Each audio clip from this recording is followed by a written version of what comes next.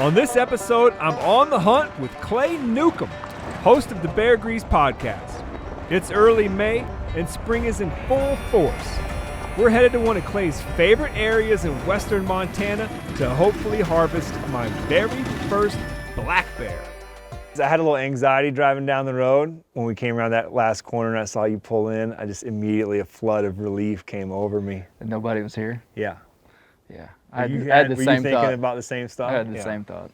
Spring bear hunting's changed even in the last 10 years. I think it's way more popular than it's ever been. Really? Which is a good thing. This is your fourth time in here? Fifth. Fifth time in here. Yeah. So you got a lot of history.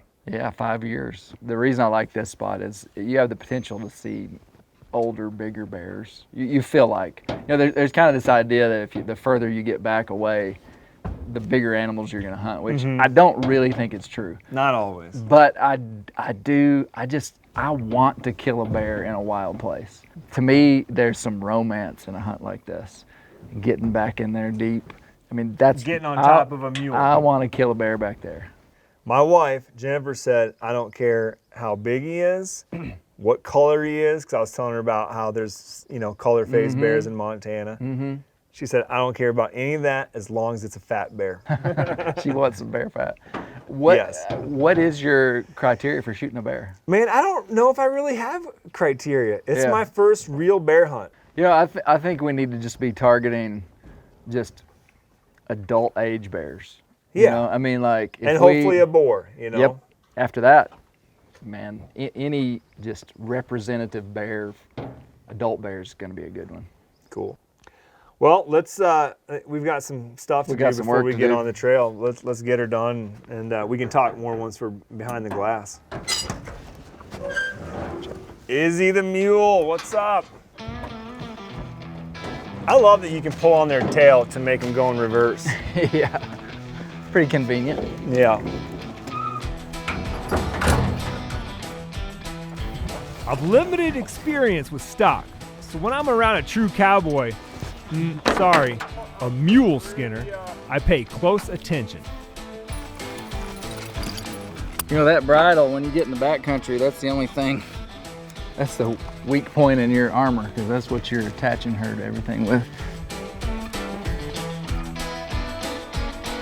Man, there's a lot of perks to a mule. They're quite a bit different than a horse.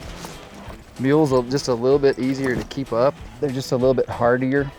And in a lot of cases, they have more stamina than a horse. But the main thing, the reason I ride a mule is they have a really strong self-protection mechanism built inside of them because they're part donkey. Mule is half donkey, half horse. This mule is not going to hurt itself. And if you're on its back, that's just the place you want to be, on an animal that's not going to hurt itself. And nothing against a horse, but they say you could train a horse to jump off a cliff.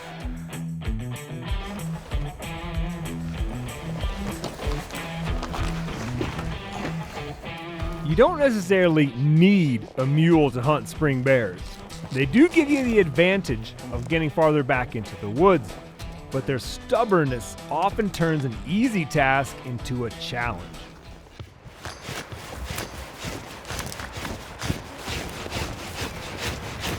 So you're about to cut.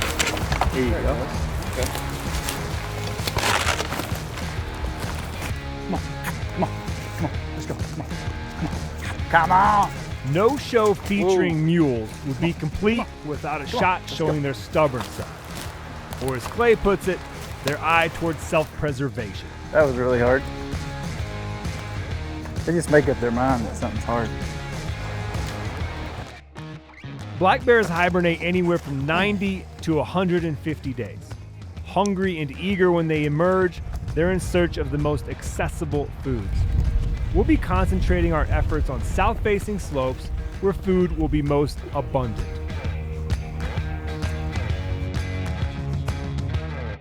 This is like a El Primo glassing spot. The first time I came in here, Janis, we spotted a bear within 30 minutes. The second year I came in here, we set up camp right here, and we saw a sow and cubs come across that face. The face right above us. Yeah, they came right across there. Sow and 2 cubs. Jeez, I better load my rifle. I mean, it's game time. It's 5 o'clock. I mean, it could happen at any second. Man, Oh shit, right there. Are you kidding? No, I'm not. I think it's got cubs with it though. Yeah, it's got cubs. Oh my gosh. It's a sow with 2 cubs, Clay. Wow.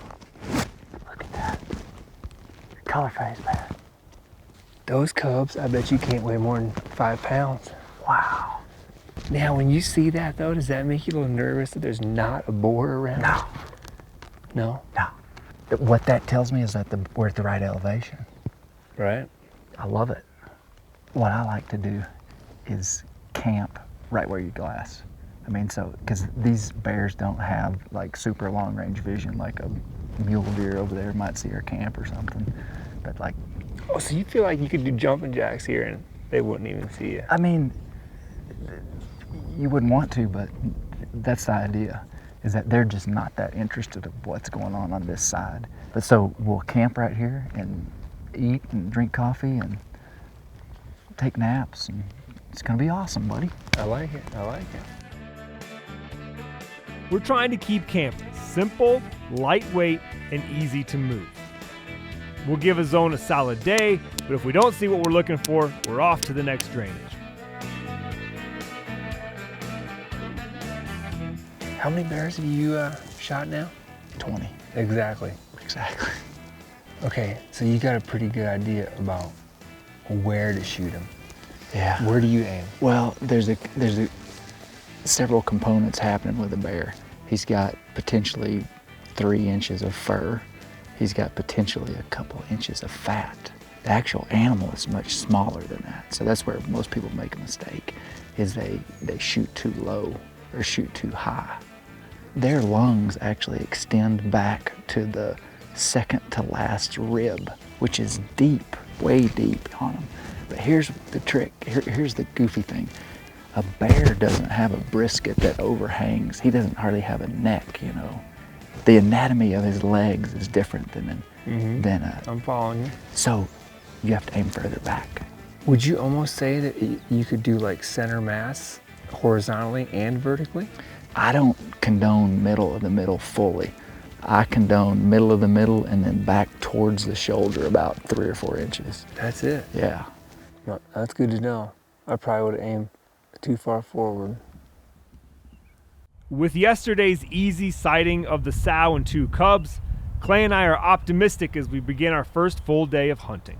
What I think we ought to do is we gave this a good glassing yesterday. I mean, for Yeah, we were at here for least prime time. 4 hours. Yeah. And so we'll do the same thing this morning. And if there was a bear down in one of these draws that we didn't see yesterday, I would say if we sat here half a day, there's a good chance we would see him. And if not, I think we should go over the break and see a bunch of new country on the other side. It's funny, man, with a bear, because it's like, you know, with elk, I mean, we've already seen close to 100 elk, right? But in general, when you're hunting cervids and prey animals, you just see so many. But with bears, you're hunting such a, it's not a small population. They're a low density animal. Low density, yeah. But that is exactly why I love bear hunting, because when you see one, it's a big deal. You might see 200 elk before you see the elk you want to kill. When we see a lone bear, we're like, game on. Some people might see that as a negative, but I like it, you know. It makes it special, man, when you find one. There are 3 main ways to hunt bears in the spring: baiting, with hounds, and spot and stalk. Montana does not allow baiting, and the hound season is not yet open, so we're relegated to sitting on top of a ridge, glassing for a slow-moving black object. It's actually one of my favorite ways to hunt, pounding the glass. And even though you don't have to be up at the crack of dawn, logging tons of miles every day, staring at the hillside does take a toll on you. Bear, Janis. Bear right on top of the ridge. Janis, go to that ridge line and just go down right down the top, and you'll see him. And he's gone into some trees, but he's walking right down the dang ridge line. That sucker is at 6,500 feet. I think we should probably just go straight down, right? To cut the distance instead of going left the way he's moving right now. See, I thought he was gonna come down Right. that finger and come off, but now he's turned and coming back in. Yeah, he may be black. He may just be black. Yeah, now he's totally side hilling. He came down like he was gonna go down, and now he's angling kind of back into that timber.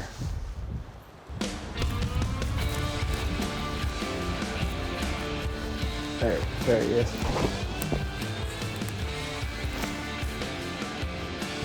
Okay, he's moving down into the draw. Let's just go another, Yeah, just 50 100 yards. yards. Yeah. yeah, but he's right there. I just don't want to lose visibility. I mean, if he keeps coming to the bottom, we're gonna get a shot. Yeah. And I mean, we've got about, if he keeps walking at this pace, we've got about 10 minutes to make this happen. Right. Yeah, let's go.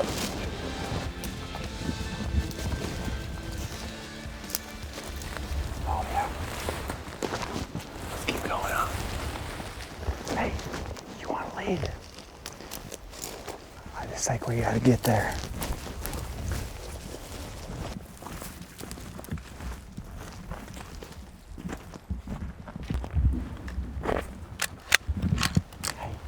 If you sit right here, because if he goes down, you're not going to be able to get around that tree. Oh, there he is. Yeah.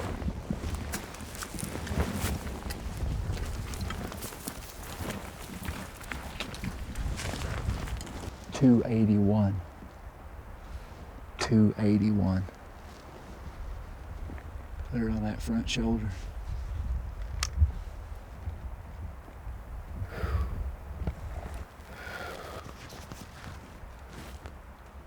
Stop him.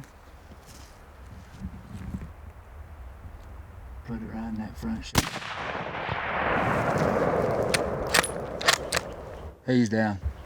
He's down. I see him down right there.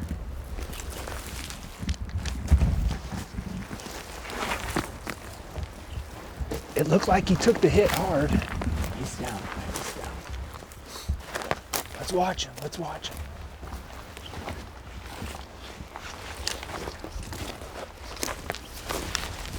He's down.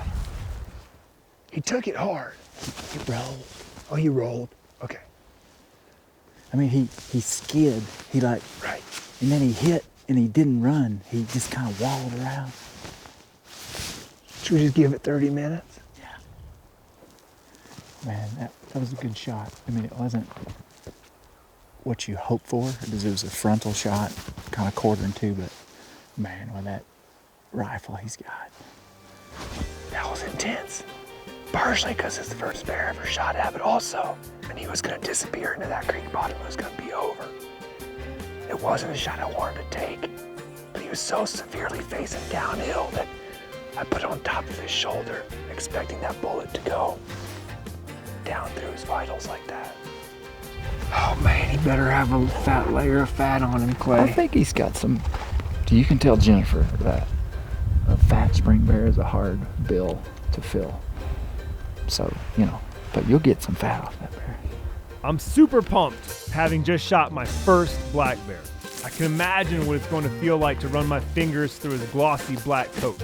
I can almost taste the biscuits I plan to make with the lard I'll render from his fat. He's got to be up here somewhere pretty close. In our minds, we're going to walk down into the creek and start skinning a bear. I mean, you just hit him right in the center. I mean, of where, like, he kind of had his neck turned like this, front shoulders here. When I saw it, I went, that bear's dead. He came up the creek and came back along the hillside. We thought he'd just be in the creek because it's so steep, and he tumbled down there. I'm coming across the hillside and you can see the trail here where he was churning up dirt as he was going down this. I'm just gonna follow this down, see where it goes. There's some blood. It's not a lot, but like Clay said earlier, they don't bleed a lot. I think he went right down there. I don't see blood, but The scant blood trail peters out after only 50 yards. We continue searching, doing loops, but the outcome is clear. I'm not going to find this bear. That's about how I feel. It's just like a big sigh. Not a sigh of relief. yeah, me too, man. It's not how I wanted the first bear I shoot to go. I mean, we knew it was a high probability shot at that range with that caliber. Yeah, we've rewatched the footage. Best we can tell, it must have just been off, either just a little bit low or a little bit right.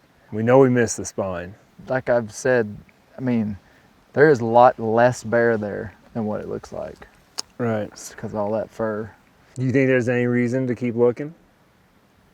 I really don't, if I'm just being honest. No, that's good. No, I need your opinion here Yeah. because, like, No, you know, I- being the shooter, you feel like terrible that you're Yeah. not standing over the animal. yeah, And it's hard to make a decision. yeah. Just the fact that he's not crumpled up within 100 yards means that we're probably not gonna find him. Well, I'm sorry, man, because I feel like I mean, I was wanting you to take that shot. Yeah, that's part of being a hunter, though, man. You got to be able to suck it up and deal with it Yeah, because it's going to happen to everybody, you know. yeah. Well, let's hike out of here, get some food in us.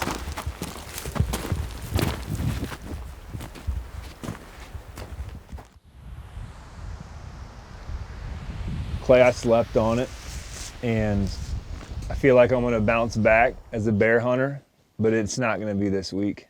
I feel like I'll let you down a little bit, let the bear down a little bit, let myself down a little bit.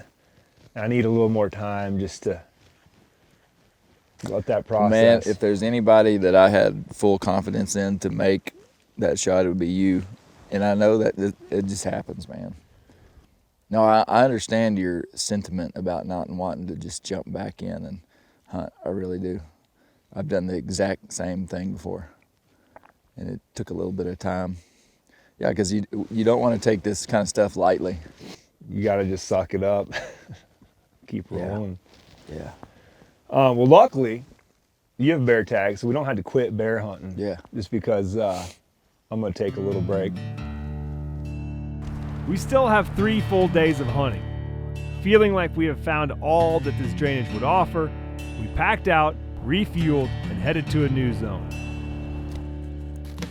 Almost home. There's our opening. It's just probably a half-mile wide, half-mile tall, just natural open area with grass. It's where I killed a bear last year. Hopefully another one came in there. That I just told you to look That at? is a heck, you are the man, Janis. He's moving now. I see something There's right. 2 dead snags. Yep. He's in between the two, He's or a triangle. 25 yards down and to the right. Yeah, I got him. You got him? Yep. Man, I cannot believe you saw that with your naked eye. Spring bear hunting requires a lot of patience.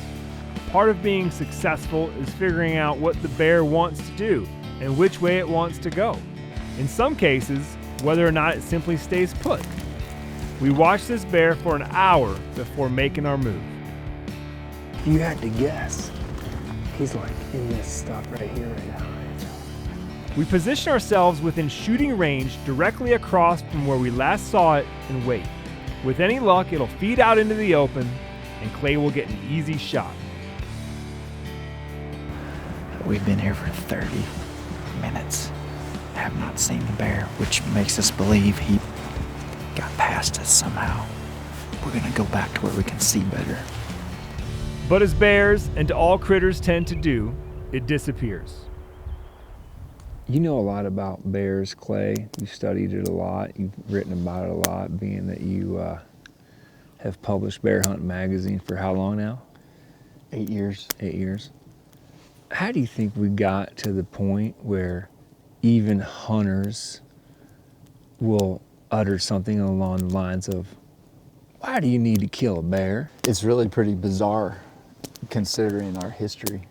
With modernization, of agriculture and meat, you know, readily available meat from farms, bears just got kind of cut off the chopping block, and it was partly because they weren't here.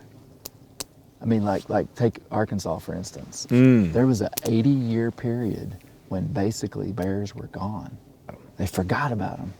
If you knew about the history of North American hunting, I mean, the much of the market hunting of the 1800s was, I mean, a bear was extremely valuable. And then we are very used to eating things with hooves because of agriculture. Things with paws and claws is a little bit different. Right. What a day. What a day. For a guy from Arkansas, Clay hunts these Montana mountains hard. He never stopped glassing, never stopped hiking, just kept on smiling. That's the kind of guy or gal I like to hunt with. Now, I'm bummed to have injured and not recovered my bear, but I'm hunting hard for Clay. I just take more naps than him. Janis, Yo. found him. No. For real. He's probably 300 yards dead even with camp in a wide open patch right over there. Same bear? I think so. I mean, I just saw a bear and ran back here. You're not shitting me? I'm not. I'm dead serious. You're telling me all I gotta do is lay down, take a nap for about 10 minutes. That's all it and takes. Just finding that bear. You can't get any rest. We make a quick move to get across from the bear. Looking directly at a hillside will always provide a clearer view than if looking at the hillside from an angle. There's a bear that just ran up a ponderosa pine, and the sow with cubs is coming in on her. I might have a bear fight. You see that cub up the tree? Yeah. One of the cubs ran up a tree. Is it still in the tree? Yeah. One of those ponderosas we've been watching this whole time. She's at the base of that ponderosa pine going towards the intruder bear now. Oh yeah, she's charging. The one bear turns into 4 bears, but the boar is too young by Clay's standards, so we enjoy an evening of wildlife watching and strategize on where we want to spend our final day. You ever seen that before? On a bear bait. Oh, right. When a sow comes in with little cubs, they get super aggressive. She still hadn't come back. She chased him up the mountain. Yeah, and I think her cubs are still hanging. Left the cubs. She chased him good. That's cool. It was worth the hike up here. We see no bears on our last day, but a day in the mountains without a bear sighting is hardly a bad experience. We glassed more beautiful hillsides, hiked a few more miles, and Clay finally succumbed to the pull of a midday nap on a hillside in the northern Rockies. The bear I wounded still weighs heavy on my mind. I hope that it survives my mistake, but I know that hope doesn't help him. All I can do is be a better hunter next time. Did you have a good time, Clay? Man, I got out of this hunt almost everything I came for. 6 days, hard days in the mountains. We rode mules for 3 days, hunted afoot for 3 days. Our plan worked almost perfectly on a big bear way back in there. And, you know, I just don't think you can ask for 2 really good opportunities in 6 days of hunting. At least the way I know how to hunt these mountains. For western black bears. In Montana. Not baited, yeah. For what we're doing.